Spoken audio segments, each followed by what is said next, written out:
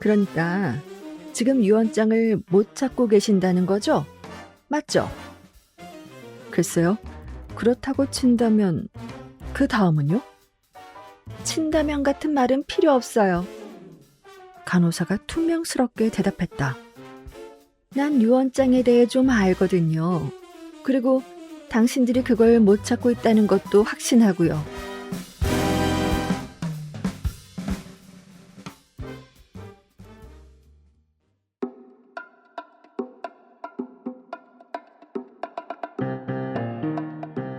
마틴 휴잇.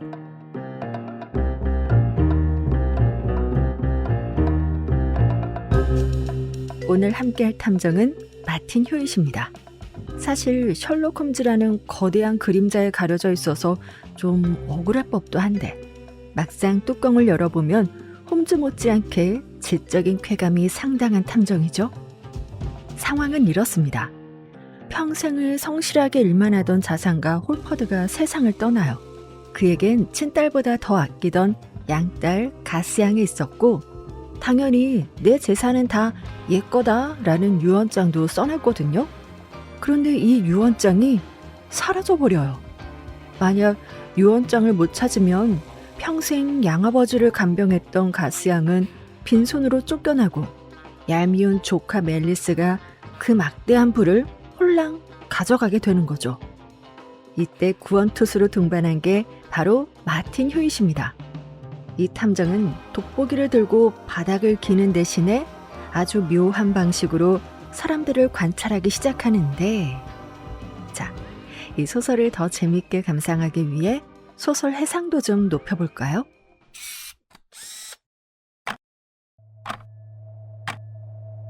오늘 이야기에는 19세기 말 유럽을 휩쓸었던 최면술이 등장하는데요. 지금으로 치면 인공지능이나 양자역학만큼이나 핫한 분야였어요. 과학이냐 마술이냐. 당시 유럽 의학계는 최면을 두고 크게 두 진영으로 나뉘어 싸웠거든요. 먼저 살페트리에르 학파에서는 최면은 환자들한테나 일어나는 병적인 현상이다라고 선을 그었고, 다른 쪽 낭시 학파는 아니다, 이건 누구나 걸릴 수 있는 보편적인 암시다라며 맞섰죠. 결국 낭시 학파가 판정승을 거두면서 최면은 심리치료의 영역으로 들어옵니다. 프로이트도 여기서 큰 영향을 받았다죠. 그리고 이 책 들어봤니에서도 전에 소개해드린 아서 코난 도일의 소설 기생충도 이 최면술을 다뤘었는데 그 이야기 엄청 스릴 있고 재밌었는데 말이죠. 자, 그럼 다 같이 유언장을 찾으러 가볼까요?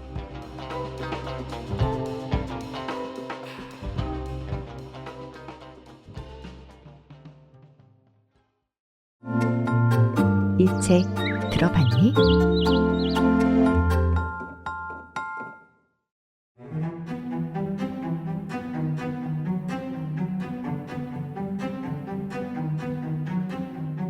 한때 나는 다른 사람들처럼 심리학이라는 분야에 막연하게 흥미를 느낀 적이 있다. 그 호기심에 이끌려 마음과 영혼, 그리고 감각의 현상을 다루는 온갖 기묘하고 난해한 책들을 파고들기도 했다. 하지만 결국 내가 깨달은 것은 인간은 그 실체에 대해 지금 우리가 아는 것 이상의 사실을 영원히 알 수 없으리라는 점이다. 참고로 지금 우리가 아는 것이라곤 전무하다. 그런 책들을 탐독하다가 심령연구협의회의 방대한 보고서에 관심이 생겼고 가끔은 텔레파시나 신지학 같은 분야로 새기도 했다. 특히 신지학 분야는 내 세속적인 머리로는 도무지 갈피를 잡을 수 없는 난해한 것이었다. 이런 것들에 한창 몰두해 있을 무렵 나는 휴잇에게 슬쩍 물어보았다. 그가 겪은 수많은 기이하고 별난 경험 중에서 소위 검증된 유령이나 도플갱어, 초자연적 현상을 다룬 책에나 나올 법한 기괴한 사건을 만난 적이 있는지 말이다. 글쎄. 휴잇은 잠시 생각에 잠기더니 대답했다. 자네가 읽는 그 책 속의 대단한 분들처럼 신비로운 현상에 푹 빠져 살아온 건 아니거든? 사실 내가 겪은 일들은 겉보기엔 아무리 묘해 보여도 결국엔 아주 실질적이고 현실적인 성격의 사건이 대부분이었지. 물론 자네 같은 심령 연구가들이 흥미를 느낄 만한 일이 한두 번 있긴 했지만 알고 보면 맥 빠질 정도로 단순하게 설명되는 경우가 많았으니까. 하지만 정말로 심리학적 흥미를 끄는 사건이 딱 하나 있긴 했어. 물론 과학적으로 충분히 설명 가능한 일이긴 했지만. 그리고 그는 기억을 더듬어 내가 여기 옮겨 적은 이 이야기를 들려주기 시작했다. 내가 다른 곳에서도 이미 언급한 것 같기도 한데 휴잇이 사설 탐정으로 이름을 알리기 시작한 건 그 유명한 바틀리 대 바틀리 유산 소송 사건이었다. 당시 그의 상사였던 헌트 앤 크렐란 법률사무소는 휴잇의 활약에 힘입어 사무 변호사로 대단한 명성을 쌓았다. 이 사건이 있고 나서 10년쯤 지났을 무렵 사무소 대표였던 크렐란은 은퇴 후 평온한 삶으로 돌아갔다. 그런데 묘한 우연으로 은퇴 후 휴잇과 그가 처음 만나게 된 계기 역시 또 다른 유산 문제 때문이었다. 휴잇과 옛 상사를 다시 개인적인 관계로 이어준 전보 내용은 이러했다. 개인적인 일로 지금 당장 내려올 수 있나? 워털리역에서 11시 35분에 출발하는 기차 시간에 맞춰 길드퍼드역으로 마중 나가겠네. 늦거나 못 오게 되면 전보 부탁하네. 크렐란. 그날은 마침 휴잇의 일정이 비어 있었고 기차를 타기까지 30분이나 여유가 있었다. 휴잇은 하룻밤 묵어야 할 급작스러운 여행에 대비해 늘 준비해둔 작은 여행 가방을 들고 서둘러 위털로 역으로 향했다. 그리고 12시 반쯤 길드퍼드역에 내렸다. 금태 안경을 쓴 정정하고 머리칼이 하얗게 센 노신사 크렐란이 지붕 덮인 마차를 대기시켜놓고 기다리고 있었다. 어이 휴잇, 어서 오게. 노신사는 휴잇을 만나자마자 반갑게 외치며 그의 손을 움켜쥐고 서둘러 마차로 이끌었다. 와줘서 정말 고맙네. 비가 오지 않으니 사방이 트인 마차가 나았을지도 모르겠지만 남몰래 할 얘기가 있어서 일부러 불온 마차를 가져왔네. 지난 몇 년간 여기서 워낙 단조로운 생활을 하다 보니 조금만 특이한 일이 생겨도 가슴이 뛰어서 말이야. 집에 들어갈 때까지 도저히 입을 다물고 있을 자신이 없네. 혼자 속으로만 사귀느라 아주 혼이 났거든. 마차 문이 닫히고 말이 출발하자 크렐라는 휴잇의 무릎에 손을 얹으며 말했다. 중요한 업무 중에 억지로 오라고 한 건 아닌지 모르겠군. 아니에요. 휴잇이 대답했다. 시간 맞춰 잘 부르셨습니다. 사실 오늘은 좀 쉬어볼까 생각하던 참이었는데 전보가 와서 그래. 사실 전보를 보내놓고 얼마나 후회했는지 모르네. 따지고 보면 자네가 굳이 손쓸 필요도 없을 만큼 아주 간단한 일일지도 모르거든. 몇 년 전이라면 아무것도 아니라고 생각했을 텐데 은퇴하고 하는 일 없이 지내다 보니 별것도 아닌 일에 마음이 흔들렸나 보네. 사소한 일에도 마음이 어지럽고 가끔은 저녁 먹으러 가는 것조차 힘에 부칠 정도니까. 하지만 자네는 오래된 친구 아닌가. 한창 현역으로 바쁘게 일하는 자네를 이런 웃을 정도로 단순한 일로 여기까지 끌어내린 결례를 부디 용서해 주게나. 자네를 잘 알지 못했다면 감히 부탁할 생각도 못했을 걸세. 어쨌든 그 얘긴 그만하고 혹시 내가 홀퍼드라는 절친한 친구 이야기를 한 적이 있었던가? 없겠지.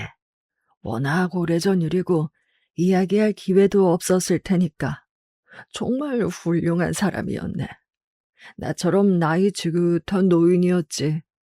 사실 나보다 2~3살 더 많았어. 우린 아주 오래전부터 단짝이었네.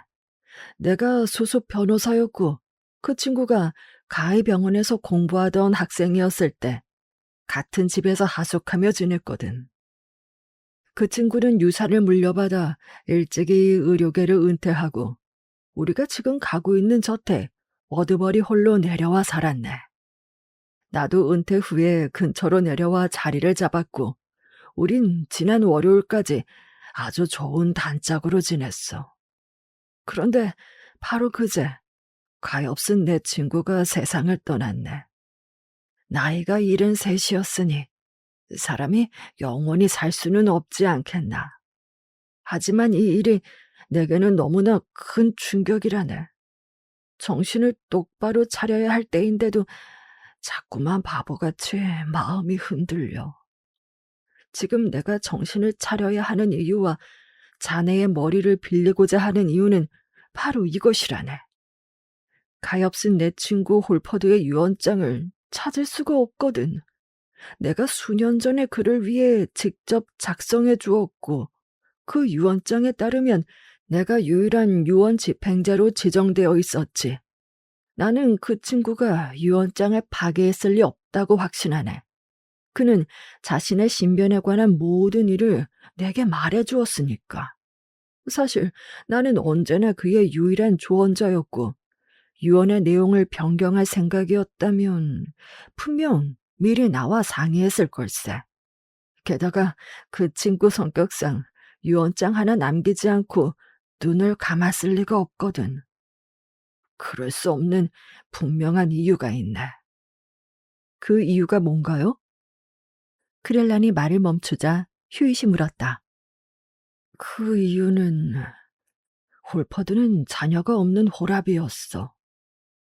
15년 전쯤 세상을 떠난 그의 아내는 정말 훌륭한 여성이었지. 모범적인 아내였고 아이가 있었다면 훌륭한 어머니가 되었을 사람이라네. 그래서 그녀는 2살 때 고아가 된 가련한 어린 소녀를 입양했지. 아이의 아버지였던 가스라는 남자는 사업에 실패하고 갑작스러운 파산에 정신이 나간 나머지 스스로 목숨을 끊었고, 아이의 어머니는 그 충격으로 세상을 떠났거든. 내가 말했듯이 그 아이는 홀퍼드 부인 손에 자랐어. 사실상 그때부터 지금까지 줄곧 내 오랜 친구의 딸이나 다름없었지. 가엾은 내 친구는 친딸이라 해도 그보다 더 아낄 수 없을 만큼 아이에게 정을 쏟았고, 아이 역시 그보다 더 착한 딸이 될 수는 없었을 거야. 간호사가 늘 곁을 지키긴 했지만 그 아이는 지난 투병 기간 내내 밤낮으로 아버지 곁을 떠나지 않았어. 본인 몸까지 상할 정도로 말이야. 자, 유언장 내용을 보면 홀퍼드는 그 막대한 재산 중 절반이 넘는 몫을 가스양에게 남겼다네. 그러니까 자녀 재산 수유자로서 유언상 그녀가 받을 몫이 그 정도였다는 뜻이지. 나머지는 여기저기 나뉘어 있었어. 홀퍼드는 은퇴한 후 한가로운 시간을 주로 과학 탐구에 쏟았거든. 그래서 학술 단체에 기부하는 유산도 조금 있었고, 고용인도 빠짐없이 챙겼으며 내게도 책 몇 권을 남겼지. 그리고 홀퍼드의 유일하게 살아있는 가까운 친척인 조카 그랜리 멜레스에게도 꽤 두둑한 재산을 남겼네. 그러니 이 유언장이 사라졌다는 사실이 무엇을 의미하는지 이제 자네도 알겠지. 양부의 재산 대부분을 받기로 되어 있던 가스양은 한 푼의 권리도 주장하지 못한 채 핀털터리로 이 집에서 쫓겨나야 할 판이니까. 평생을 헌신한 늙은 고용인 한두 명도 곤란하게 됐어. 그 나이에 일자리를 구할 기력조차 남지 않은 노인인데 말이야. 그럼 모든 재산은 조카에게 돌아가겠군요. 휴잇이 말했다. 그렇겠지. 내게 있을지도 모를 유언장 초안으로 어떻게든 승부를 보지 않는다면 말이야. 하지만 설령 그런 초안을 찾아낸다 해도 길고 비싼 소송을 감수해야 할 텐데 결과는 아마 우리에게 불리할 걸세. 홀퍼드 씨가 직접 유언장을 파기하지 않았다고 확신하시는 거죠? 나에게 한마디 상의도 없이 그런 짓을 했을 리 없다고 확신하네. 아니, 분명 나를 먼저 찾았을 거야. 무엇보다 가스양을 아무 대책 없이 내팽개치는 건 그 친구답지 않아. 그건 하나뿐인 딸의 상속권을 박탈하는 것이나 다름없으니까. 그를 자주 만나셨나요? 이곳에 내려온 뒤로 그를 보지 않은 날이 거의 없을 정도라네. 한 달 동안 이어진 투병 기간에는 매일같이 그를 만났지. 유언장을 파기했다는 말은 전혀 없었고요? 전혀 없었네. 오히려 첫 번째 발작이 일어난 직후, 그러니까 내가 침대에 누워있는 그를 처음 보러 갔을 때 그 친구가 내게 말했거든. 자신의 상태를 설명하더니 내가 잘못되더라도 모든 건 내가 원하는 대로 되어 있으니 걱정 말게라고 하더군. 그건 유언장이 여전히 자기 뜻대로 남아있다는 의미 아니겠나? 글쎄요, 그렇게 들리기도 합니다. 하지만 반대편 변호사라면 그가 유언장 없는 상태로 죽기를 원해서 유언장을 파기했고 그런 의미에서 원하는 대로 되었다고 말한 것이라며 똑같이 그럴듯한 주장을 펼칠 수도 있어요. 그런데 제가 무엇을 하길 원하시죠? 유언장을 찾는 일인가요? 그럴 수만 있다면 당연히 그래야지.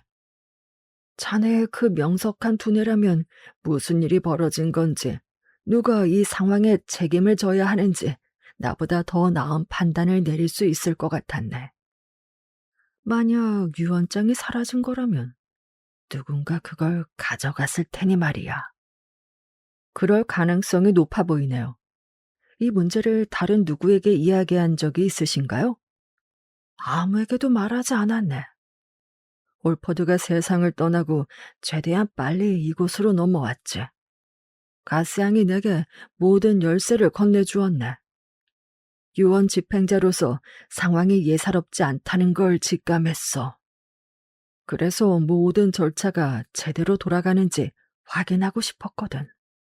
자네도 알다시피 법적으로 유산은 유언자 사후의 집행자에게 귀속되니 내가 모든 것을 책임져야 하니까 말이야. 물론 유언장이 없다면 난 집행자도 아니겠지만. 어쨌든 자네를 만나기 전까지는 이 문제를 나만 알고 있는 게 최선이라고 생각했네. 그렇군요. 아, 여기가 에드버리 저택인가요? 부른 마차가 정문 경비실을 지나 넓은 진입로로 들어섰다. 눈앞에는 18세기 초 건축 특유의 묵직한 석재 장식과 대리석 덮개가 얹힌 고풍스러운 붉은 벽돌 저택이 모습을 드러냈다. 그래. 크렐란이 대답했다. 바로 이곳이네. 일단 서재로 가서 자세한 상황을 설명하도록 하지. 서재에는 고인이 된 홀퍼드의 습관과 관심사가 고스란히 묻어 있었다. 그곳의 절반은 도서관이었고 나머지 절반은 과학 실험실 같았다. 알코올에 담긴 병리학 표본과 증류기 한두 개, 책상 위에 놓인 시험관, 그리고 진열장에 고정된 도마뱀 화석이 벽면을 가득 채운 책장과 조화를 이루고 있었다. 책상 사이 움푹 들어간 공간에는 묵직하고 고풍스러운 마호가니 책상이 놓여 있었다. 자, 바로 저 책상이라네. 그렐란이 손가락으로 가리키며 설명을 이어갔다. 홀퍼드는 조금이라도 중요하거나 가치 있는 서류는 모조리 저기에 보관했어. 그가 저 책상을 사용하는 걸 수백 번은 보았는데 늘 철제 금고만큼이나 안전하다고 장담하곤 했지. 뭐 그렇지 않을 수도 있지만 확실히 엄청나게 무겁고 튼튼하긴 하네. 한번 만져보게. 휴잇은 덮개를 내리고 크렐란이 열어준 서랍을 당겨보았다. 두께가 3cm나 되는 단단한 스페인산 마호가니군요. 휴잇이 판결을 내리듯 말했다. 무겁고 단단하고 잘 건조되었네요. 요즘은 구하기 힘든 물건이죠. 자물쇠는 처부의 초기 특허 제품이지만 화약으로 폭파하지 않는 한 쉽게 열기는 어렵겠어요. 그러니 이 책상에 아무런 흔적이 없다면 누구도 손대지 못했다는 뜻입니다. 그래. 크렐란이 말을 이었다. 말한 대로 홀퍼드는 여기에 유언장을 보관했네. 우리가 여기서 함께 있을 때 자주 보곤 했지. 유언장을 넣어둔 곳은 바로 이 서랍 오른쪽 맨 윗칸이었어. 유언장은 긴 종이 한 장이었고 당연히 접힌 채로 파란 봉투에 담겨 있었네. 마지막으로 유언장을 본 게 언제죠? 친구가 자리에 눕기 이틀 전이었네. 그가 서랍 안에 다른 물건을 꺼내려 유언장을 잠시 손에 들었다가 다시 제자리에 넣고 서랍을 잠그는 걸 똑똑히 보았지. 물론 저택 곳곳에 다른 서랍이나 책상도 있겠죠? 그것도 꼼꼼히 확인해 보셨을 테고요. 장담하건대 집 안에 유언장이 들어갈 만한 곳은 샅샅이 뒤졌네. 하지만 흔적조차 없더군. 비밀 서랍도 확인해 보셨어요? 그럼 이 책상에는 내가 예전부터 알고 있던 비밀 서랍이 2개 있네. 바로 여기야. 크렐란이 책상 안쪽 문서함 칸막이를 엄지손가락으로 누르자 아래쪽에서 마호가니 조각이 툭 튀어나왔다. 그 안에는 손잡이 대신 작은 상하 걸쇠가 달린 얕은 서랍 2개가 모습을 드러냈다. 여기엔 아무것도 없었어. 그리고 이미 말했듯이 유언장은 이 서랍에 보관되어 있었네. 같은 칸에 있던 다른 서류는 평소처럼 그대로 있고 말이야. 홀퍼드 씨가 유언장을 어디에 보관하는지 다른 사람들도 알고 있었나요? 집안에 있는 사람이라면 다들 알았을 걸세. 그는 워낙 숨김없고 솔직한 성격이었거든. 양딸도 알고 있었고 집사도 알았네.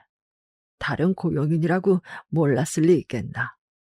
굳이 숨길 이유도 없으니 아마 다들 알고 있었겠지. 우선 휴잇이 말했다. 이 책상에 비밀 서랍이 더 있는지는 다시 한번 확인해 보겠습니다. 혹시 누가 올지 모르니 문을 잠가 주시겠어요? 휴잇은 책상의 모든 서랍을 꺼내 하나하나 세밀하게 살펴본 뒤 옆으로 치워두었다. 그러고는 작은 은재의 캘리퍼스와 상아로 만든 휴대용 자를 꺼내 묵직한 가구의 뼈대 구석구석을 훑기 시작했다.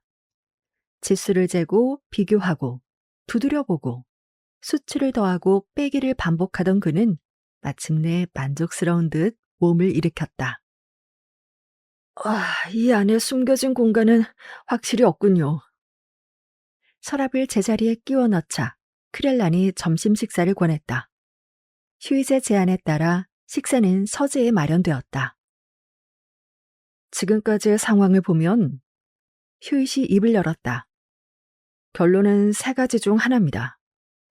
홀퍼드 씨가 직접 유언장을 파기했거나 아주 교묘하게 숨겼거나 아니면 누군가 훔쳐갔거나.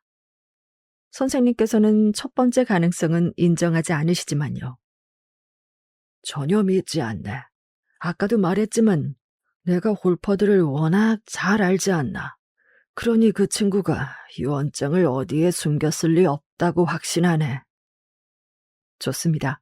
그렇다면 누군가 훔쳐갔다는 뜻이군요. 문제는 누구냐는 거죠. 그렇지. 제가 보기엔 이 집안에 있는 사람 모두가 그 유언장을 보존하는데 직접적인 이해관계가 얽혀 있더군요. 고용인은 모두 유산을 받기로 되어 있는데 유언장이 없으면 당연히 물거품이 될 테니까요. 가스양은 말할 것도 없고요. 지금까지 들은 바로는 유언장이 사라지거나 파괴되었을 때 이득을 볼 유일한 인물은 조카인 앨리스 씨뿐입니다. 유언장 없는 상속이 이루어질 때 혜택받을 다른 친척이 더 있나요? 한 명도 없네. 그럼 선생님께서는 어떻게 생각하세요? 의심 가는 사람이라도 있나요? 크렐라는 어깨를 으쓱해 보였다. 자네보다 내가 더 의심할 권리가 있는 건 아니네만 물론 의심을 해야 한다면 화살은 한 곳으로 향할 수밖에 없겠지. 유언장이 사라져 이득을 보는 사람은 멜리스뿐이니까. 그렇군요. 그럼 그에 대해 아는 대로 말씀해 주시겠어요? 그 젊은이에 대해서는 잘 모르네. 크렐란이 천천히 입을 열었다. 솔직히 말해 마음이 가는 친구는 아니었지만 꽤 영리한 축에 속한다고는 하더군. 얼마 전 변호사 자격을 얻었고 그 뒤에는 법의학 분야를 전문으로 할 생각이었는지 의학도 공부했다네. 듣기로는 내 오랜 친구의 연구에도 무척 관심이 많았다고 하더군. 적어도 본인 말로는 그랬네만 속으로는 숙부의 재산을 염두에 둔 건지도 모르지. 하지만 의학적인 문제로 두 사람 사이에 약간의 실랑이가 있었어. 정확히 무엇 때문인지는 모르겠네만 홀퍼드가 무언가를 반대했거든. 연구 방식인가 하는 것이 위험하고 비전문적이라면서 말이야. 그렇다고 관계가 완전히 틀어진 건 아니었지만 그 뒤로 멜리스의 발길이 뜸해지더니 서먹한 사이가 되었지. 멜리스 씨는 지금 어디에 있죠? 아마 런던에 있을 걸세. 서랍에서 유언장을 마지막으로 본 날부터 어제 행방이 묘연해지기까지 그 사이에 그가 이 저택에 온 적이 있나요? 딱 한 번 있었네. 숙부가 세상을 떠나기 이틀 전, 그러니까 지난 토요일에 문병을 왔었지. 오래 머물지는 않았네. 그를 보셨어요? 보았네. 그가 뭘 했습니까? 그저 몇 분 동안 방에 들어와 숙부와 짧게 대화를 나눈 게 전부야. 면회 시간이 길게 허용되지 않았거든. 그러고는 곧장 런던으로 돌아갔지. 그 외에 다른 일을 하거나 누군가를 만나지는 않았나요? 그가 떠날 때 가스양이 함께 방을 나간다. 그녀가 자리를 비운 시간으로 보아 가기 전에 잠시 이야기를 나눈 것 같긴 하네만 확실치는 않아. 그가 그때 떠난 게 확실한가요? 창밖으로 진입로를 지나가는 그를 보았네. 홀퍼드 씨의 투병 기간 내내 가스양이 모든 열쇠를 보관했다고 하셨죠? 그렇다네. 어제 내게 넘겨주기 전까지는 말이야. 사실 간호사가 꽤 성깔 있는 사람이라 가스양이 병실을 계속 지키는 걸 내내 시기했거든. 그래서 사사건건 그녀에게 열쇠를 받으러 가야 하는 상황에 불만이 많았지. 그동안 책상이 줄곧 잠겨 있었다는 건 의심할 여지가 없겠죠? 전혀 없네. 내가 가스양에게 확인해 봤거든. 멜리스 씨와 가스양의 사이는 어떤가요? 서로 가깝게 지내는 편인가요? 그렇다네. 사실 얼마 전까지만 해도 멜리스가 그녀에게 진지하게 구애야 하는 게 아닌가 싶었거든. 정말로 마음이 있었을 수도 있고, 아니면 그녀가 물려받을 유산에 끌린 걸지도 모르지. 어쨌든 아직 확실하게 진전된 건 없는 모양이야. 하지만 이건 우리끼리 하는 말인데. 가스양이 눈에 띄게 동요하거나 수줍어하는 모습을 한두 번 본 게 아니네. 뭐 어찌됐든 그건 그리 중요한 문제가 아니야. 그녀도 이제 24살이니 제 뜻대로 할 수 있겠지. 물론 나에게 결정권이 있다면이야. 아, 아니, 아니네.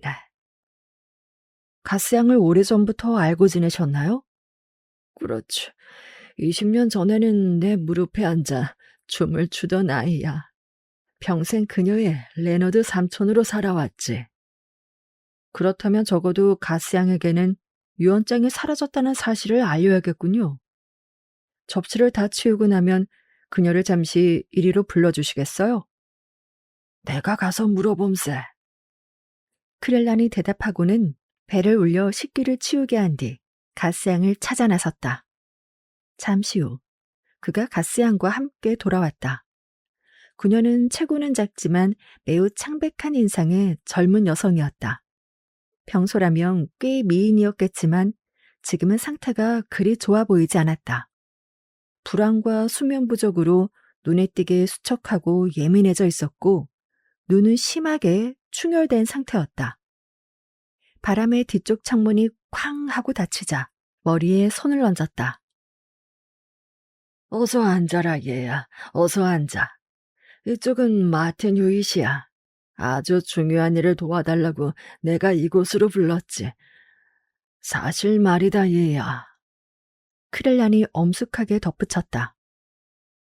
가엾은 내 아버지의 유언장을 찾을 수가 없구나. 가스양은 놀라지 않았다. 어제 제게 그 책상에 관해 물으셨을 때 그럴지도 모른다고 생각했어요. 그녀가 차분하게 말했다. 유언장을 찾지 못하면 내게 얼마나 심각한 일이 될지는 굳이 말하지 않아도 잘 알 거다. 그러니 작은 것 하나라도 잊지 말고 휴이 씨가 알고 싶어 하는 건 뭐든 최대한 잘 말해주길 바란다. 찾을 수만 있다면 이분이 꼭 찾아주실 거야. 가스양, 휴이 씨 물었다. 홀퍼드 씨의 투병 기간 내내 그의 책상 열쇠를 보관했고 서랍장은 계속 잠겨 있었다고 이해해도 될까요? 네, 그래요. 혹시 가스양이 직접 서랍장을 열 일이 있었나요? 아니요, 저는 손대지 않았어요. 그렇다면 홀퍼드 씨가 열쇠를 건네준 순간부터 크렐란 씨에게 넘겨주기까지 그 누구도 그 책상을 열지 않았다고 확신할 수 있겠군요. 네, 확신해요. 좋아요. 그럼 혹시 이 저택 어딘가에 유언장이 숨겨져 있을 만한 장소로 짐작 가는 곳이 있나요? 크릴란 삼촌이 모르는 곳은 아마 없을 거예요. 보아하니 꽤 오래된 저택 같군요. 휴잇이 말을 이었다. 이 저택에 숨겨진 공간이 있나요? 이를테면 벽면 뒤의 틈새 혹은 속이 빈 문틀 같은 곳 말입니다. 가스양이 고개를 저었다.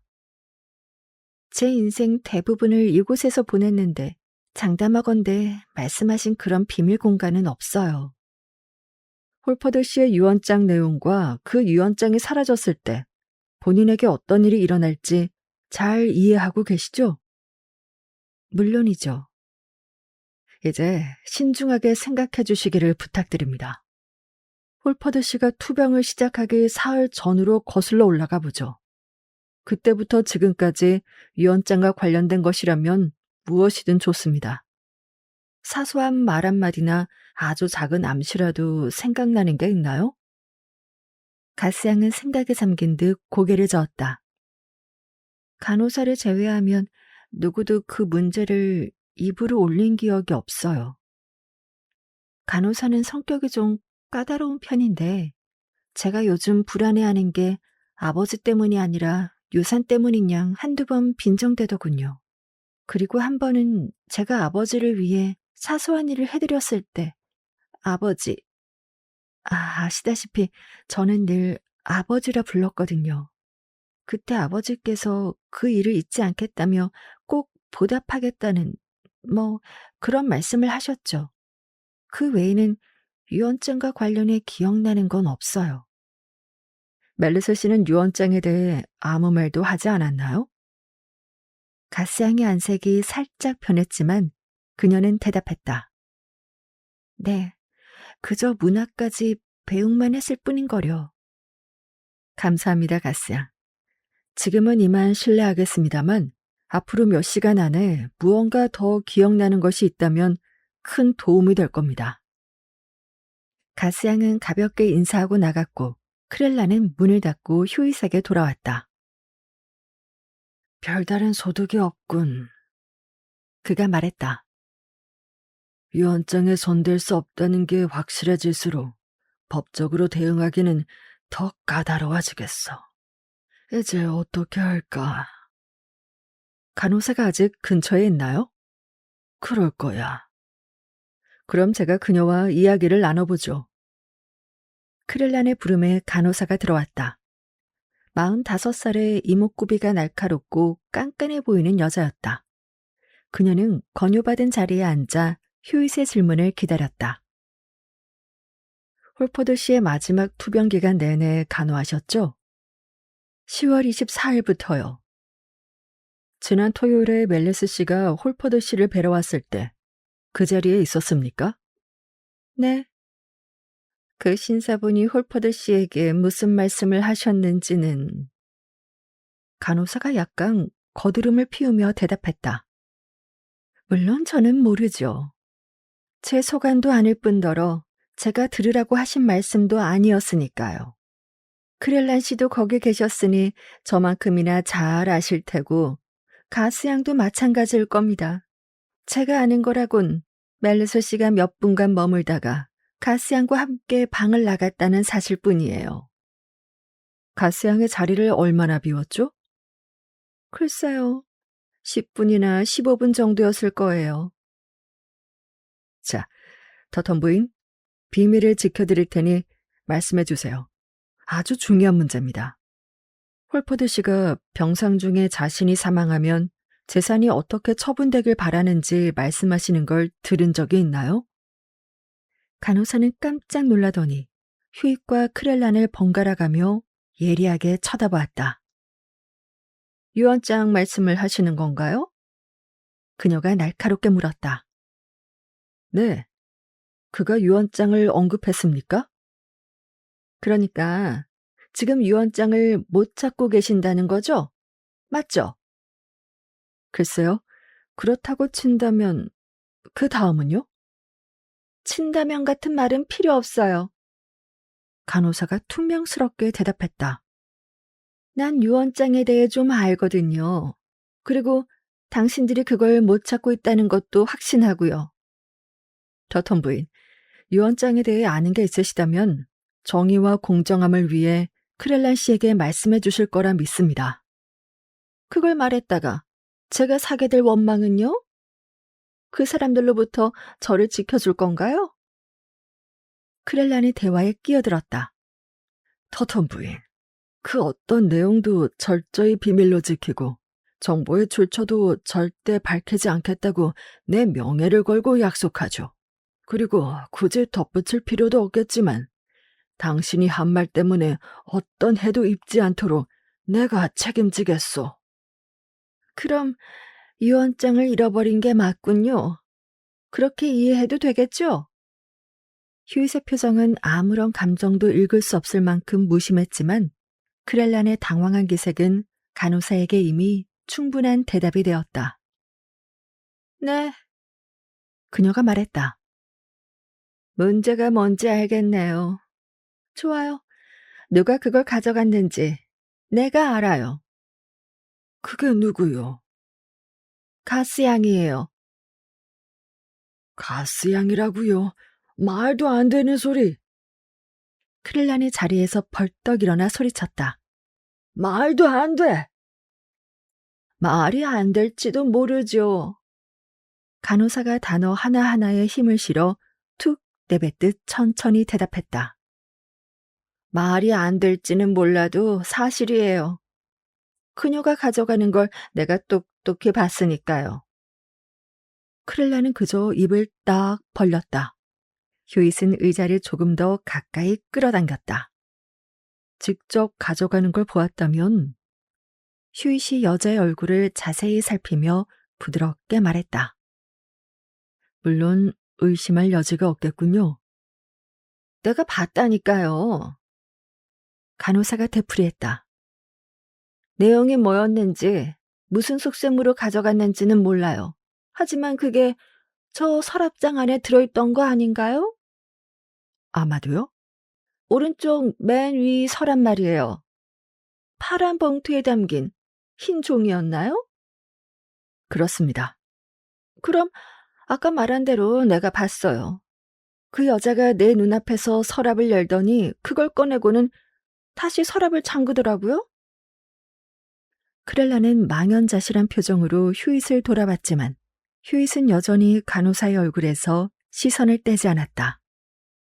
그게 정확히 언제였죠? 휴잇이 물었다. 상황을 구체적으로 설명해 주시겠어요? 토요일 밤이었어요. 꽤 늦은 시간이었죠. 가스양과 저를 제외하곤 모두 잠자리에 들었을 때였는데 그녀는 무언가를 가져오겠다며 식당에 내려가 있었거든요. 홀퍼드 씨는 주무시고 계셨고 전 물병을 다시 채워야 해서 그걸 들고 방을 나섰죠. 지금 우리가 있는 이 방 앞을 지나가는데 안에서 소리가 들려 문틈으로 안을 봤어요. 문이 열려 있었거든요. 탁자 위에는 초저녁에 놔둔 촛불이 켜져 있었고요. 가스양이 저 서랍장 오른쪽 맨 위 서랍을 열고 있더군요. 가구의 개인적인 원한이라도 있는 듯 그 서랍장을 향해 손가락을 표독스럽게 치켜 세웠다. 그리고 그녀가 파란색 기다란 봉투를 꺼내는 걸 봤어요. 봉투 덮개가 열려 있어서 안에 든 종이가 하얀색인 것도 보였죠. 그녀가 서랍을 닫고 잠그더니 봉투를 손에 쥔 채 방을 나갔어요. 그래서 어떻게 하셨죠? 전 서둘러 지나쳤고 그녀는 절 보지 못한 채 반대쪽 작은 계단 쪽으로 갔어요. 혹시 크릴란이 불쑥 말을 꺼냈다. 혹시 잠결에 걸어다닌 건 아닐까요? 그럴 리가요. 간호사가 대답했다. 제가 방으로 들어오자마자 그녀도 홀퍼듯이 방으로 따라 들어와서 약에 대해 이것저것 물었거든요.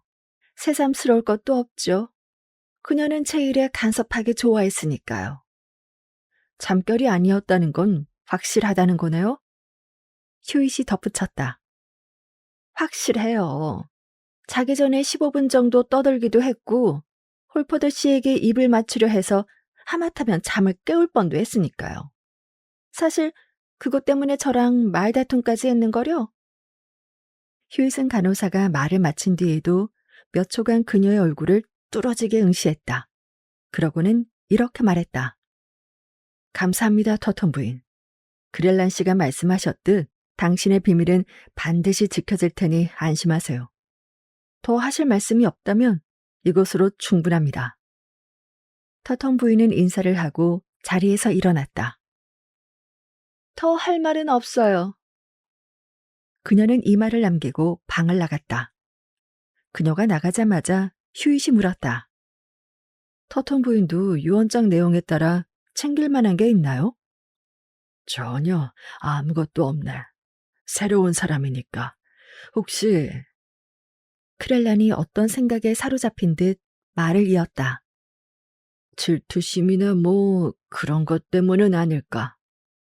심술궂은 여자 같던데 난 정말이지 그녀의 이야기를 눈꼽만큼도 믿을 수가 없군. 이유가 뭐죠? 글쎄, 자네도 알겠지만 이건 말도 안 되는 소리야. 가스양이 왜 자기 발등을 찍는 짓을, 그러니까 자신을 알거지로 만드는 짓을 그렇게 몰래 고생해가며 하겠나. 게다가 그 아이는 뻔뻔하게 거짓말을 할 애가 아니야. 아까 분명히 말하지 않았나. 어떤 목적으로든 그 서랍에 손을 댄 적이 없다고 말이야. 하지만 간호사도 믿을 만한 사람 아닌가요? 그래, 병파는 아주 훌륭하지. 사실 들어본 바로는 누구나 인정할 만큼 아주 괜찮은 여자야. 남을 사사건건 통제하려 들고 자기 뜻대로 안 되면 심술을 부리는 버릇만 빼면 말이야. 물론 그런 성격이 가끔 사람을 엇나가게 만들기도 하지만. 그렇긴 하죠. 휴잇이 대답했다. 하지만 한번 생각해 보세요. 가스양이 멜리스 씨에게 완전히 홀려서 양부의 유산을 전부 포기하는 게 그를 위한 일이라고 생각했을 가능성은 없을까요? 헌신적인 여자들은 가끔 그런 일을 하기도 하니까요. 크렐라는 멍하니 쳐다보다가 손에 머리를 기댄 채 생각에 잠겼다. 그럴 수도 있겠군. 정말 그럴 수도 있어. 그가 말했다. 미친 짓이나 다름없지만 말이야. 정말이지. 그 아이라면 충분히 그럴 수 있다는 생각이 드네. 워낙 명예롭고 관대한 아이니까. 하지만 그 거짓말이 문제야. 그는 다시 자세를 바로잡고 자기 다리를 탁 치며 말을 이었다. 그 애는 누군가를 위해서라도 그렇게 엄청난 거짓말을 꾸며낼 아이가 아니야. 그것도 그렇게 태어난 얼굴로 말이지. 절대로 그럴 리가 없네. 글쎄요, 그건 모르는 일이죠. 사랑하는 남자를 위해서라면 여자가 어디까지 대담해 줄 수 있는지 그 한계는 누구도 알 수 없으니까요. 그런데 가스양이 흔히 말하는 기가 센 편은 아니죠? 아니, 전혀 아니야. 혼자 험한 세상을 헤쳐나갈 타입은 못 돼. 착한 심성을 가졌지만 겁이 아주 많지. 한 달 동안 불안과 슬픔에 잠도 못 자고 시달리더니 몸도 마음도 죽난 것 같더라고. 멜리스 씨는 부고 소식을 알고 있겠죠? 어제, 그러니까 화요일 아침에 전신국이 문을 열자마자 런던에 있는 그 친구 사무실로 전보를 쳤네. 아까 깜빡하고 말을 못했는데 그 친구가 오늘 아침 일찍 여기 왔었어. 사실 내가 여기 오기도 전이었지. 근처 옥컴이라는 곳에 머물고 있어서 정보가 그리로 전달됐나 보더라고. 가스양을 만나긴 했는데 런던으로 돌아가야 해서 오래 머물지는 못했네. 내가 오전 11시쯤 여기 도착할 때 떠나는 그와 마주쳤지. 유언장을 못 찾고 있다는 사실을 말하지 않았지만 조만간 다시 내려올 테니 이것저것 물어볼지도 모르겠군. 그렇군요. 휴잇이 대답했다. 그 문제와 관련해서 말인데 가스양과는 편하게 대화하실 수 있는 사이시죠? 아, 물론이지. 우리가 얼마나 오래된 사이인지 이미 말하지 않았나. 오늘 적당한 기회를 봐서 그녀와 단둘이 얘기 좀 나눠주셨으면 해요. 유언장 이야기는 꺼내지 마시고 최대한 신중하고 조심스럽게 그녀와 멜리스 씨의 관계가 어떤지 알아봐 주세요. 정식으로 사귀는 사이인지 아니면 그렇게 될 가능성이 있는지요. 그녀가 어떤 대답을 하든 그 태도를 보면 상황을 판단하실 수 있을 거예요. 알겠네. 기회가 생기는 대로 바로 해보지. 그동안 난 뭘 하면 되겠나. 유감스럽게도 지금은 할 일이 없습니다. 그저 이 서랍장을 조사했던 것처럼 다른 가구들을 샅샅이 살펴보는 것 말고는요. 다른 서랍장과 책상, 탁자, 궤들을 조사했지만 수확은 없었다. 저녁 식사가 지나서야 크렐라는 약속대로 가스양의 속마음을 떠볼 좋은 기회를 잡았다. 반시간 뒤, 그는 그 어느 때보다 당혹스러운 표정으로 서재에 있는 휴잇을 찾아왔다. 둘 사이에 약혼 같은 건 없었네. 비밀이든 공개든 말이야. 예전에도 그런 일은 없었고 최대한 조심스럽게 떠봤는데 얼마 전에 멜리스가 청혼 비슷한 걸 했다가 단칼에 거절당했다는군. 그 아이의 감정은 사랑보다는 오히려 혐오에 가까워 보였네. 그것 참, 사랑을 위한 희생이란 제 가설이 완전히 빗나갔군요. 안 그런가요? 휴잇이 말했다. 이 부분은 좀 더 고민해보고 하룻밤 자면서 생각을 정리해봐야겠군요. 어쩌면 내일 가스양에게 유언장을 가져갔냐고 대놓고 추궁해야 할지도 모르겠네요. 물론 그렇게 되지 않기를 바랍니다만. 나도 그러길 바라네. 크렐라는 그런 모험적인 시도가 도대체 무슨 소용이 있겠냐는 표정으로 미심쩍게 대답했다. 그 애는 이미 충분히 힘들어하고 있어. 그나저나 오늘 아침 멜리스가 다녀간 뒤로도 그 아이의 기운이 나아 보이거나 진정된 것 같지는 않더군. 그때는 이미 유언장이 사라진 뒤였으니까요. 그렇지. 그렇게 휴잇과 크렐라는 밤 늦도록 대화를 이어가며 모든 가능성을 검토해 보았지만 어느 것 하나 명쾌한 해답을 찾지 못했다. 저택의 식구들은 10시에 잠자리에 들었고 곧이어 가스양도 크렐란에게 작별 인사를 하러 왔다. 마틴 휴잇과 크렐란 두 사람 모두 오늘 밤은 웨드버리 홀에서 묵기로 했다. 정적 속에서 들리는 것이라곤 창틀과 처마를 타고 떨어지는 규칙적인 빗소리뿐이었다. 아래층 홀에 있는 커다란 시계의 째깍거리는 소리는 마치 서재 안에 있는 것처럼 또렷하게 들려왔다. 자정이 지났을 때 크렐란이 이제 그만 자러 가자고 말하려던 찰나 휴잇의 예리한 귀에 가벼운 발소리가 들렸다.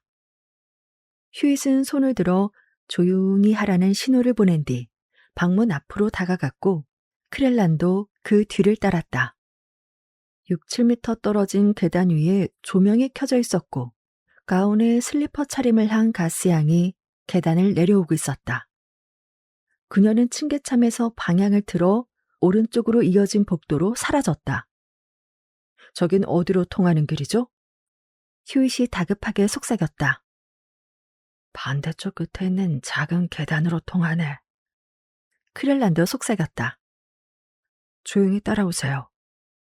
휴잇이 말하며 가스양의 뒤를 살며시 따라갔고 크렐란도 바짝 뒤따랐다. 그녀는 복도 반대편 끝에 다다르고 있었는데 좌우를 살피지도 않고 꽤 빠른 걸음으로 걷고 있었다. 끝에 있는 작은 계단 위에도 조명이 있었다. 가스양은 주저없이 계단을 내려가다가 중간쯤 멈춰 서더니 참나무로 된 벽면 판자를 손으로 꾹 눌렀다. 그녀가 손을 갖다 대자마자 세로로 된 벽면 틀이 위아래 중심축을 따라 즉시 회전하며 작은 공간을 드러냈다. 높이는 90cm 정도에 15cm가 조금 넘는 좁은 벽장 같은 공간이었다. 가스양은 몸을 굽혀 그 빈 공간 바닥을 몇 초 동안 더듬었다. 그러더니 극도로 불안하고 공포에 질린 기색으로 빈손을 빼내며 계단에 주저앉고 말았다.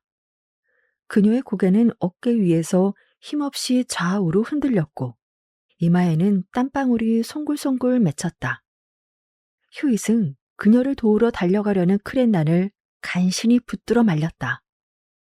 이윽고 몸서리치는 탄식을 내뱉으며 일어난 가스양은 잠시 망설이는 듯 서 있다가 계단을 끝까지 내려갔다. 거기서 그녀는 다시 멈춰서서 이마에 손을 얹더니 뒤를 돌아 다시 계단을 올라오기 시작했다. 휴잇이 동행의 팔을 툭 건드리자 두 사람은 서둘러 복도를 지나 서재로 돌아왔다. 가스양은 회전하는 벽면 틀을 열어둔 채 그대로 층계참까지 올라왔고 멈추지 않고 복도를 지나 중앙 계단으로 향했다. 휴잇과 크렐라는 서재 문 뒤에서 그녀를 계속 지켜보았다. 계단 꼭대기에 다다른 그녀는 오른쪽으로 돌아 자신의 방으로 이어지는 서너 개의 계단을 더 올라가더니 거기서 멈춘 채 난간에 몸을 기대고 깊은 생각에 잠겼다. 올라가세요. 휴잇이 크렐란에게 낮게 속삭였다. 이제 자러 가는 것처럼요. 그녀를 보고 놀란 척하면서 몸이 안 좋으냐고 물어보세요. 그리고 가능하다면 집 안에 비밀 수납 공간 같은 게 있냐고 다시 한번 물어보세요. 크렐라는 고개를 끄덕이고는 빠르게 계단을 올라갔다. 중간쯤 올라갔을 때 그는 고개를 돌려 그녀를 보며 말을 이었다. 아니, 넬리야, 무슨 일이니? 어디 몸이라도 안 좋은 거니? 크렐라는 맡은 역할을 훌륭히 소화해냈고 아래에서 기다리던 휴잇은 두 사람의 대화를 엿들었다. 아니에요, 삼촌. 그냥 갑자기 방이 너무 답답하게 느껴져서 바람 좀 쐬러 나왔어요. 숨이 잘 안 쉬어지는 것 같아서요. 답답하긴 밖은 비가 와서 쌀쌀하단다. 그러다 감기 걸리겠다. 가서 푹 자렴. 너무 걱정하지 말고. 휴잇과 이것저것 얘기하다 보니 시간이 이렇게 됐구나. 나도 이제 자러 가려던 참이었다. 두 분 다 편하게 계신 거죠, 삼촌? 그럼 아주 좋아. 사업 이야기를 좀 했는데 조만간 다 해결될 거다. 아까 휴잇을 만난 뒤로 혹시 그에게 더 해줄 말이 생각난 건 없니? 없어요. 벽면 판자 사이나 구석진 곳에 숨길 만한 장소 말이야. 그런 비밀 공간이 있단 얘기를 들어본 적도 없니? 네, 정말 모르겠어요. 그런 게 있을 거라고 믿지도 않고요. 확실하지? 그럼요. 알았다. 이제 얼른 자러 가렴. 바람치는 복도에 있다가 감기 걸리겠다. 자, 네 방문이 닫히는 걸 볼 때까지 여기서 한 발짝도 안 움직일 거란다. 잘 자라. 안녕히 주무세요, 삼촌. 크렐라는 어안이 벙벙한 표정으로 다시 계단을 내려왔다. 정말 믿기지가 않네. 그가 마틴 휴이스에게 말했다. 세상에, 저 아이가 저렇게 당당하게 거짓말을 할 줄이야.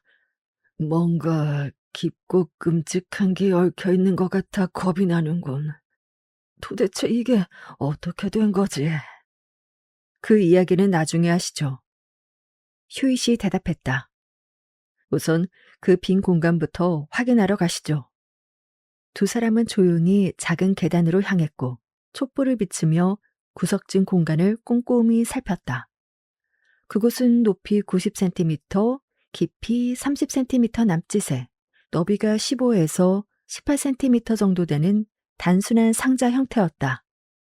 아래쪽은 계단에, 위쪽은 수평 프레임에 연결된 참나무 기둥 조각이 모서리를 앞으로 향한 채 공간 한가운데를 나누고 있었는데 그 안에는 아무것도 없었다. 휴잇은 잠금 장치가 없다는 걸 확인했다. 나무파는 틈새에 꼭 끼워져 닫혀 있었으므로 적당한 부위를 누르기만 하면 열 수 있었다. 그가 판자를 닫고 크렐란에게 말을 걸려던 찰나 또 다른 상황이 벌어졌다. 각 층의 두 계단은 통로로 연결되어 있었고 그들이 서 있던 계단 아래 1층 통로는 현관홀로 이어졌다. 홀 시계에 커다란 똑딱이는 소리 사이로 휴잇의 귀에 누군가 돌계단 위에서 발을 옮기는 듯한 소리가 분명하게 들려왔다. 크렐란도 그 소리를 들었는지 두 사람은 서로를 쳐다보았다. 휴잇은 손으로 촛불을 가린 채 앞장서서 홀로 향했다. 그곳에서 그들은 몇 초, 거의 1시간처럼 느껴지는 시간 동안 귀를 기울이자 소리가 다시 들려왔다. 틀림없이 현관문 바로 바깥에서 들리는 소리였다. 휴잇이 다급하게 속삭이자 크렐라는 어둠 속에서 문 밖에 서 있는 사람을 내다볼 수 있는 창문은 없다고 대답했다. 또한 다른 출구로 나가는 건 역시 소음이 나기는 마찬가지이며 저택을 한 바퀴 돌아야 한다고 덧붙였다. 현관문은 3개의 육중한 빗장과 거대한 구식 자물쇠, 그리고 가로막대로 단단히 고정되어 있었다. 모든 게 순조롭게 풀린다 해도 문을 여는데 적어도 1분은 걸릴 판이었다. 하지만 다른 도리가 없었기에 휴잇은 정면 돌파를 시도하기로 했다. 동행에게 촛불을 건넨 그는 소리가 가장 덜 날 것 같은 가로막대부터 들어올렸다. 다행히 부드럽게 움직였고 휴잇은 소리가 나지 않게 그것을 조심스럽게 내려 고정핀 끝에 가만히 걸어두었다. 바로 그때 클레나를 보니 그가 촛불을 가리는 걸 잊고 있었다.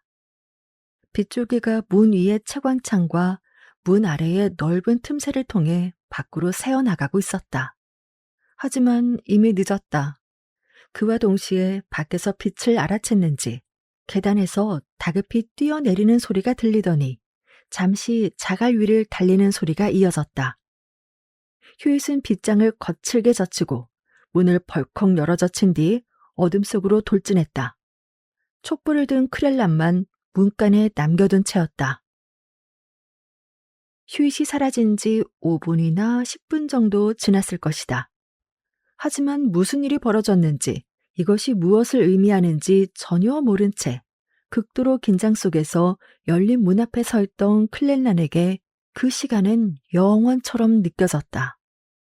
마침내 휴잇이 다시 문 앞에 나타나자 잔뜩 흥분한 클렐란이 물었다. 봤나? 잡았는가? 휴잇은 고개를 저었다. 기회가 없었어요. 그가 말했다. 저쪽 담장이 낮은 데다 건너편엔 나무가 우거진 숲이 있거든요. 하지만 조만간, 그래요. 머지않아 이 사건의 실마리를 찾을 수 있을 것 같다는 생각이 드는군요. 이것 좀 보시겠어요? 비바람이 들이치지 않는 현관 안쪽 맨 위쪽 계단에 젖은 발자국 2개가 남아 있었다. 휴잇은 주머니에서 편지 한 통을 꺼내 펼치더니 두 흔적 중 더 선명한 것 위에 조심스럽게 올렸다. 그는 종이를 가볍게 누른 뒤 들어 올렸다.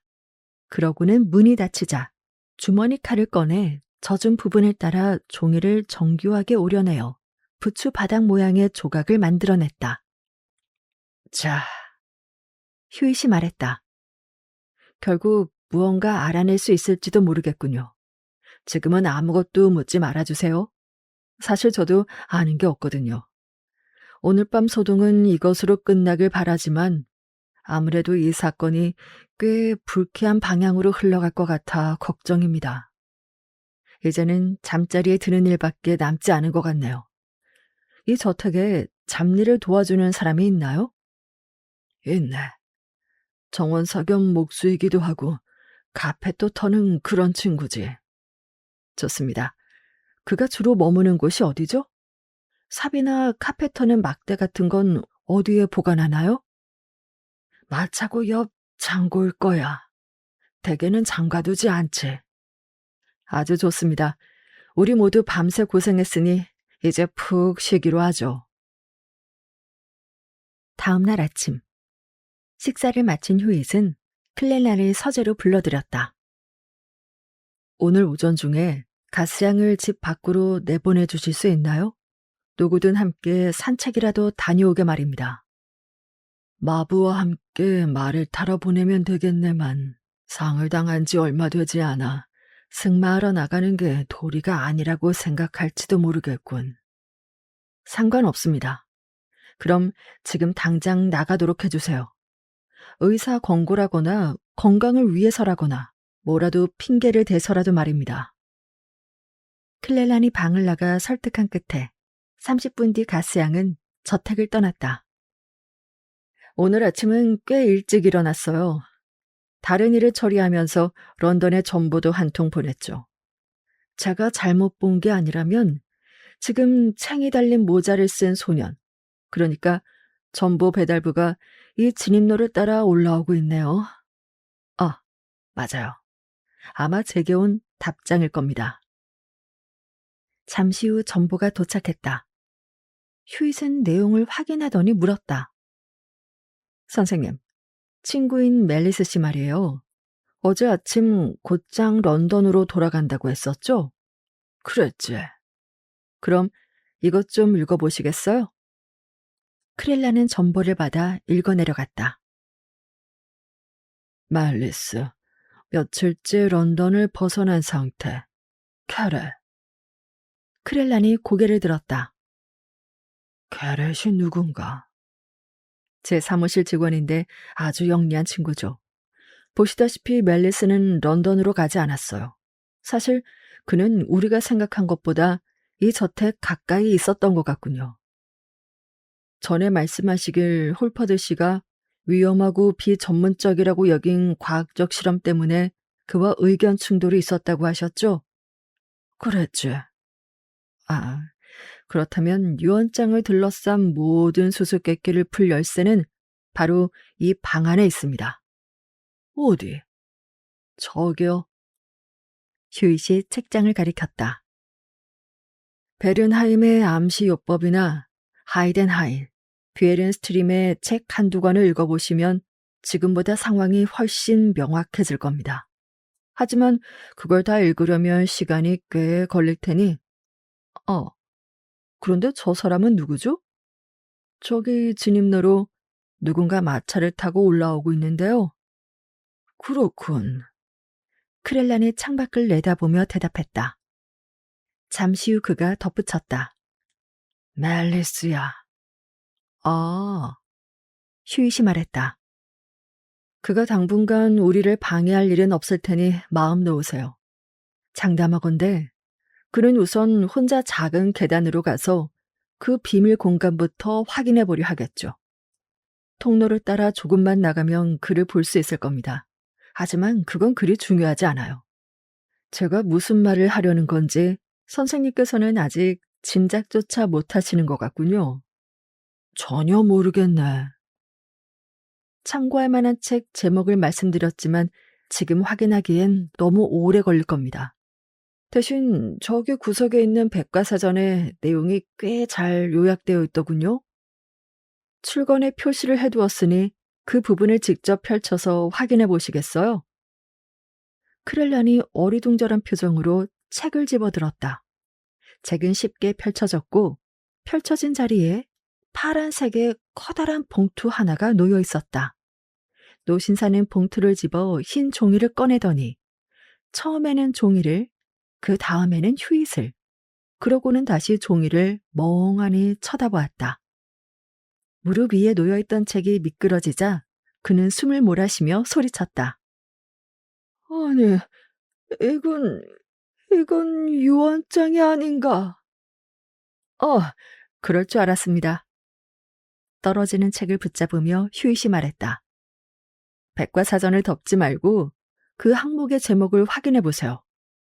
크렐라는 유언장을 손에 든 채 멍한 표정으로 제목을 쳐다보았다. 그러고는 기계적으로 그 단어를 소리내어 읽었다. 최면. 네, 최면입니다. 휴잇이 대답했다. 부두덕한 사람의 손에 들어가면 위험하고도 끔찍한 힘이 되죠.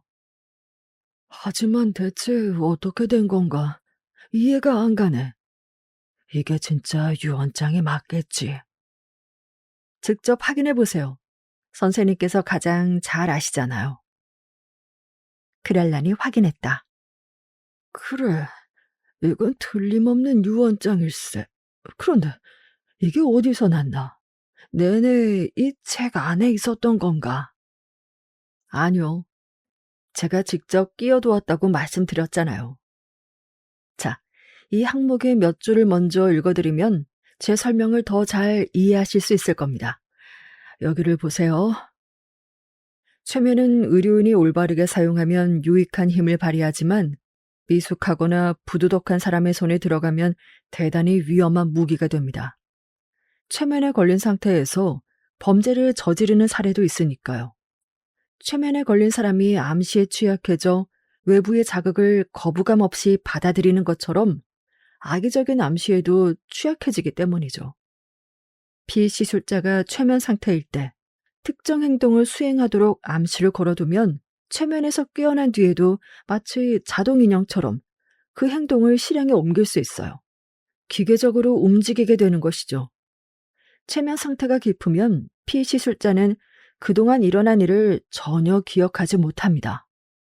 특히 공포나 다른 요인으로 의지나 정신력이 약해진 사람은 본인의 동의 없이도 최면에 걸릴 수 있어요.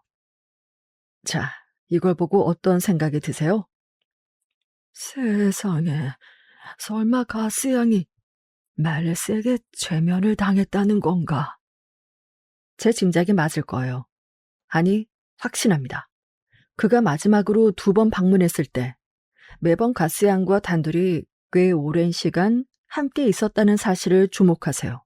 그리고 그가 다녀간 날 저녁이면 그녀는 자신이 무슨 일을 하는지도 인지하지 못한 채 특정 행동을 반복했어요.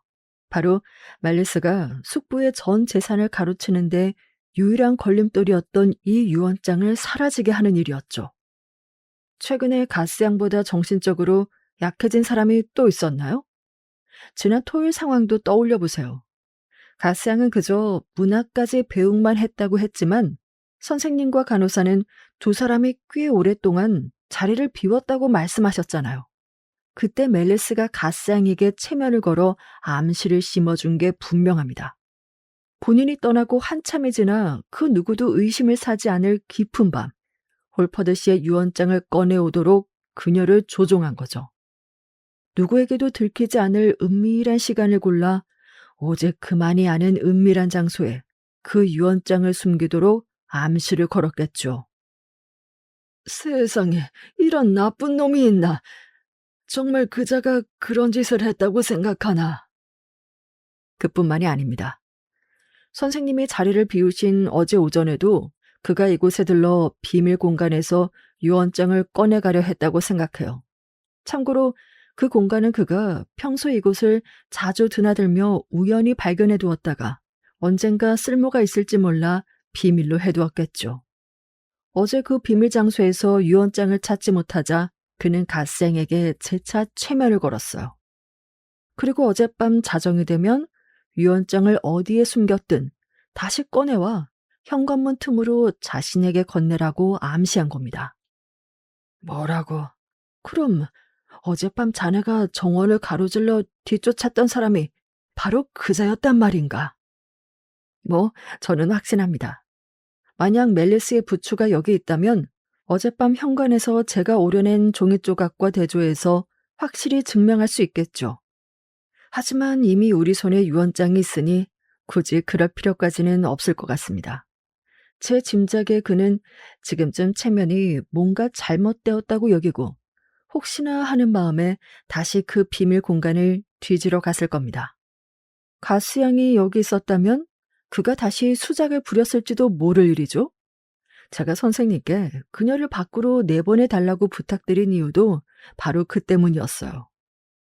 그런데 유언장은 어디서 찾았나? 이제 실질적인 이야기를 해보죠. 제가 잡일을 도와주는 사람의 창고가 어디에 있냐고 물었던 거 기억하시죠? 오늘 아침 6시에 그곳에 가서 공구함에 들어있는 아주 훌륭한 목공 도구 몇 개를 챙겼어요.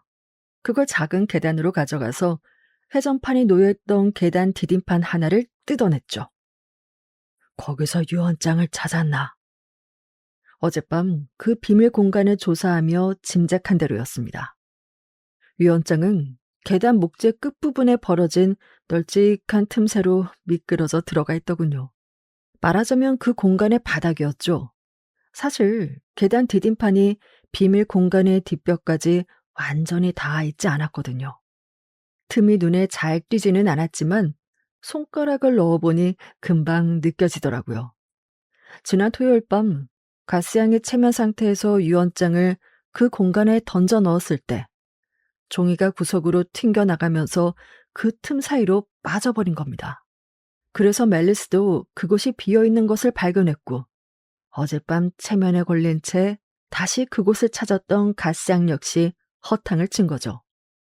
자신을 괴롭히는 명령을 수행하지 못했을 때 그녀가 얼마나 끔찍한 신경 발작 상태를 보였는지 선생님도 보셨잖아요. 정말 무시무시했죠. 아마 갑자기 잠에서 깬 목류병 환자가 겪는 혼돈과 비슷했을 겁니다. 어쨌든 이제 다 끝난 일이에요. 계단 디딤판 아래에서 유언장을 찾았고 여기 이렇게 있으니까요. 지금 저와 함께 작은 계단으로 가시면 종이가 어디로 사라졌는지 직접 확인하실 수 있을 겁니다. 어쩌면 그곳에서 멜리스 씨를 마주치게 될지도 모르겠네요. 정말 파렴치한 놈이군. 크렐란이 말했다. 그를 처벌할 수 없다니 정말 유감이야. 그래요. 불가능한 일이죠. 증거가 없으니까요. 설령 증거가 있다 해도 체면술사가 피시술자의 행동에 대해 법적 책임을 져야 하는지도 불확실하고요. 설령 책임이 있다 해도 집 안에 유언장을 이리저리 옮긴 것을 두고 범죄라고 하기는 어렵겠죠.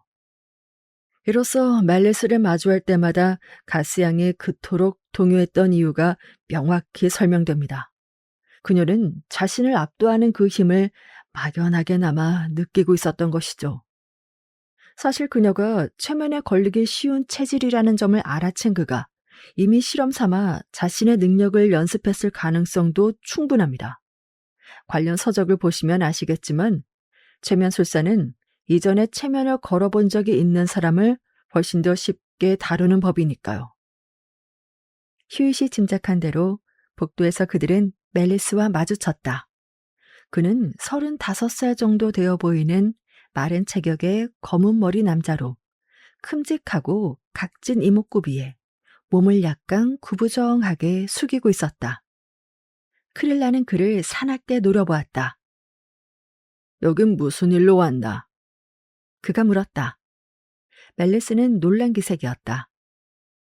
정말이지 해괴한 질문을 하시는군요, 클렌나 씨. 그가 말했다. 이 집은 돌아가신 제 숙부님의 저택입니다. 오히려 제가 당신에게 여기서 무얼 하느냐고 묻는 편이 이치에 맞겠군요. 나는 홀퍼드 씨의 유언 집행인 자격으로 여기 있는 것이네. 유언장에 명시돼 있습니까? 물론이지. 그 유언장이 실제로 존재하긴 합니까? 글쎄, 사실은 아직 찾을 수 없어 증명해줄 유언장도 없이 스스로 집행인이라고 부르다니 대체 무슨 속셈입니까? 멜리스가 말을 가로챘다. 당장 이 집에서 나가세요. 유언장이 없다면 제가 관리하겠습니다. 유언장은 여기 있네. 클렐란이 그의 얼굴 앞에 종이를 흔들며 소리쳤다. 여기 있어. 우리가 아직 찾지 못했다고 했지. 영영 못 찾았다고 하진 않았네. 보게, 유언장은 존재하네. 자네가 꾸민 천박한 최면과 은밀한 장난질로도 이 종이를 없애지 못했지. 꼴도 보기 싫으니 당장 물러가게. 그렇지 않으면 내 손으로 자네를 장 밖으로 내던져 버릴 테니. 멜리스는 전혀 상관없다는 듯 무시한 태도로 어깨를 으쓱해 보였다. 유언 집행인으로 지명된 유언장이 있다면 별 수 없겠군요. 하지만 사소한 결함이라도 발견되면 반드시 책임을 묻겠습니다. 술에 취한 게 아니고서야 도저히 이해할 수 없는 행동을 하시니 이만 실례하죠. 말을 마친 그는 그대로 자리를 떴다. 클렐라는 잠시 분노로 몸을 떨더니 휴잇을 돌아보며 물었다. 해보게, 이 해괴한 사건을 그자의 탓으로 돌려도 정말 괜찮을지 모르겠군. 곧 알게 될 겁니다. 휴잇이 대답했다. 저와 함께 회전판을 확인하러 가시죠. 그들은 작은 계단으로 향했고 휴잇은 다시 한번 비밀 공간을 열었다. 그 안에는 파란색 봉투 하나가 놓여 있었다. 휴잇이 그것을 집어들었다. 보세요. 모서리가 찢겨 있군요. 그가 여기 와서 봉투를 열어본 겁니다. 이건 제가 오늘 아침 글을 위에 남겨둔 새 봉투인데 열 때 반드시 찢어지도록 모서리를 살짝 풀로 붙여두었거든요. 그 안에 들어있던 게 바로 이겁니다. 휴잇은 크게 웃음을 터뜨리며 구겨진 흰 종이 한 장을 꺼냈다. 결국 유치한 속임수였던 셈이죠. 하지만 저는 가끔 이런 소소한 장난을 즐기곤 하거든요. 그가 내민 구겨진 종이 위에는 커다란 글자로 딱 한 단어가 적혀 있었다. 낚였군.